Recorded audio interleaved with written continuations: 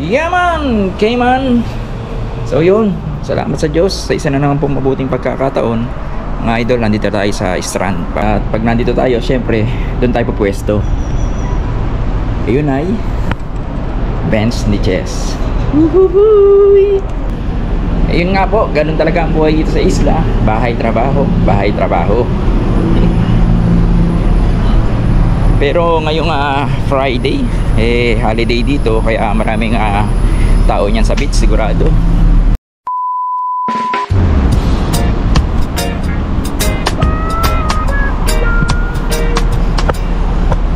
Yun nga pala mga idol, no? Talagang ang dami ng pumupunta rito ng mga Pinoy. At dahil sa dami nila, marami na rin yung walang trabaho dito. Nga po mga idol, sa dami ng mga nagpupunta rito Pinoy, halos araw-araw may nakakarating dito sa isla, marami na rin yung walang trabaho. Bakit kamo? Dumadami yung workers, pero yung demand hindi na ganun kalaki. Kaya tama yung suggestion ni Idol Oliver doon sa isang video ko na kung pupunta kayo dito, siguraduhin yung meron kayong mga trabaho.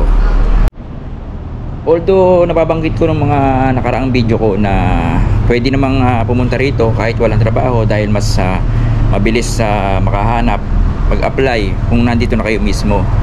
Pero mas maganda naman din yung pupunta kayo dito sa isla na meron na kayong trabaho, para sigurado lang, no, mga idol.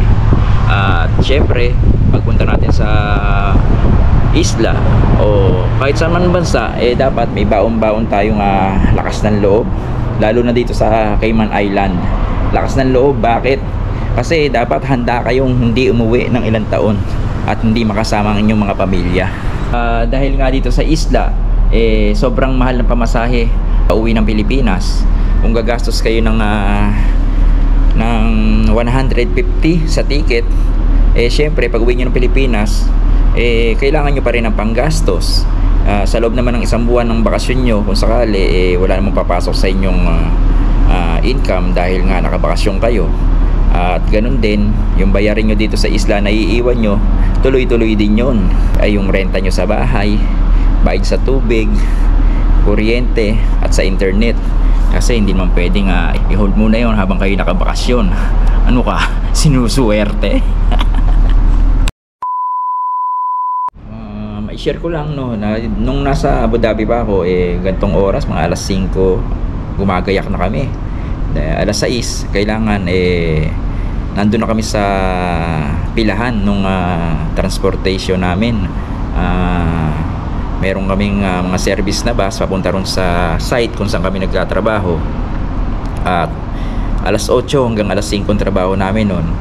Kaya pag uwi galing ng trabaho alas 5 babiyahe, mga bago mag alas 6 nandun na kami sa aming mga accommodation.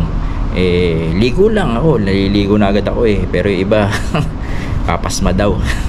Hanggang ngayon naman wala naman akong pasma. Pagkaligo ko, yung kanya-kanya ng pulasan yun dahil bawal magluto ron sa hotel na tinitigilan namin nun. Kaya gabi-gabi labas, bili ng pagkain. Minsan nakakalusot, may mga kasama kami, may mga rice cooker doon na nagluluto sa kwarto, pero bawal talaga magluto ron sa accommodation namin ngayon. Ibang iba dito mga idol, dito pagising mo parang hindi ka naghahabol doon kasi may hinahabol kang transpo. Dito may time ka pang mag-chika-chika sa mga kasama mo sa bahay, kape-kape. Tapos hindi ka ganun bang parang laging nagmamadali. Tapos sa trabaho naman dito, compared sa trabaho ko noon, doon meron kaming kailangan tapusing trabaho sa araw na yon. Araw-araw meron kaming dapat tapusin. Dito, ayan, chill. Sa sales ako ngayon. Sa totoo lang, wala akong ka-idea dito sa trabaho ko ngayon. Pero sabi nga lahat ng bagay nagkakalakip sa ikabubuti. Yung istorya ko nang napunta dito sa isla, yun nga, nagka-problema sa kasamahang Pinoy dati. Akala ko uuwi na ako noon mga idol, pero nabigyan ako ng another chance dito sa Another Chance. Salamat palagi. Yun po, lagi kong binabanggit sa mabait kong boss, si Boss Marlo. Salamat po sa Diyos sa pagbibigay sa akin ng another chance na kapag-work dito sa isla. Ngayon po, natutunan ko na yung trabaho ko as salesman. Lagi ko nasa kaha, pupunta kayo dito sa thrift shop. Yung pag-apply ko dito, yung interview sa akin yung pag-interview sa akin dito sa trabaho ko na to nung nakaharap ko si Boss Marlo ang tanong niya agad sa akin, ilang buwan mo gusto? Kasi nga dito mga idol, yung may temporary permit merong 3 months at meron na 6 months agad. Ang tanong niya sa akin, ilang buwan mo gusto na i-apply yung temporary work permit? 3 months or 6 months? Syempre nakakaya naman sabihin 6 months ko. Sagot ko, sige, kayo pong bahala ma'am. So wala nang mga ekla-ekla kung ano-ano. Hindi niya inalam kung marunong ba ako sa trabahong papasukin ko.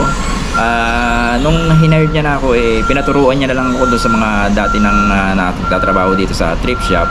At ngayon po, pagpapasyal po kayo sa Another Chance thrift shop, yung pagmumukha ko po makikita niyo po sa kaha, either sa Cannon Place or dito sa Strand.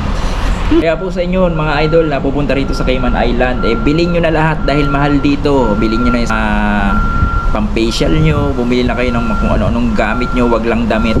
Dahil dito sa Another Chance thrift shop, murang-mura ang damit dito at branded mga idol. Kaya pasyal na kayo dito sa Another Chance thrift shop.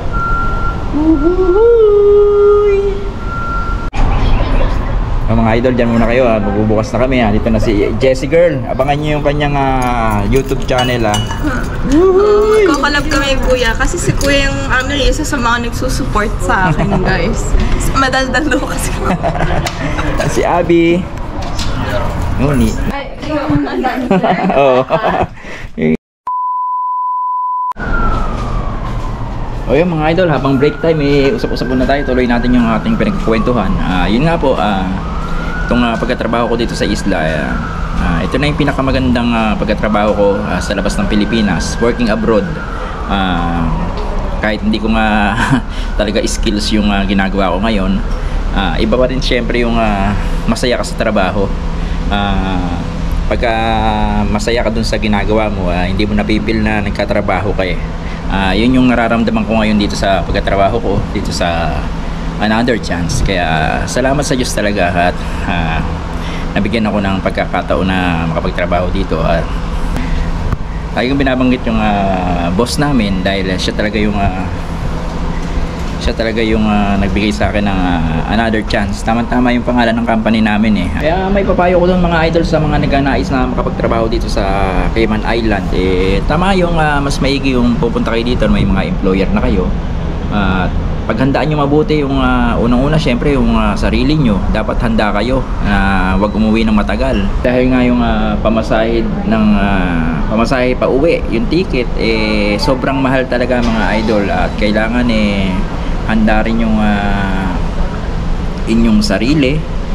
Tapos mas maigi yung pagpunta nyo rito meron na kayong mga employer para hindi kayo kakapa-kapa kung kailan kayo nandito tsaka pala kayo maghahanap. Paano kung matapat kayo dun sa wala talagang makita, uuwi na lang tayo.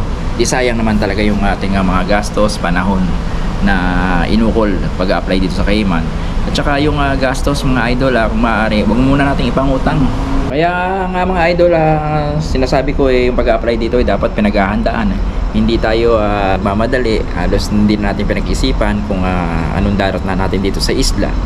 Siguro baka naiisip natin malaking sweldo, pero yung dadat na natin pagdating dito hindi tayo handa. Kaya yung panahon, yung klase ng trabaho, dapat yun napagdesisyonan natin na gusto talaga natin para pagdating natin dito sa isla prepared yung isip natin, prepared yung katawan natin. Tsaka yung isla naman nandito lang, hindi naman mawawala yan, kaya huwag kayong magmadali.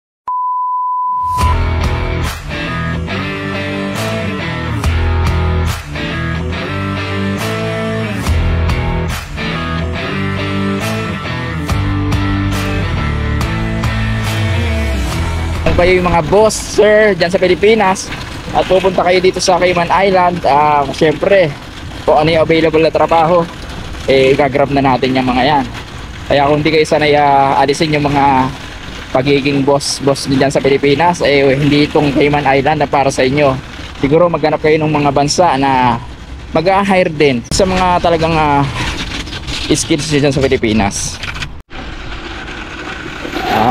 Kung kayo may mga posisyon sa mga company nyo dyan sa Pilipinas at mag-a-apply kayo dito sa Cayman Island, pero may iba yung mga trabaho dito sa isla, kailangan handa kayong tanggapin yon.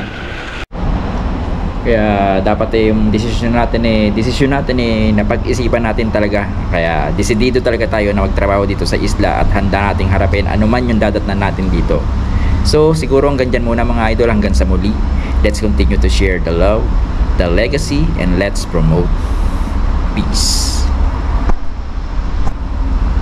May gas-gas yung lente ko. Nya!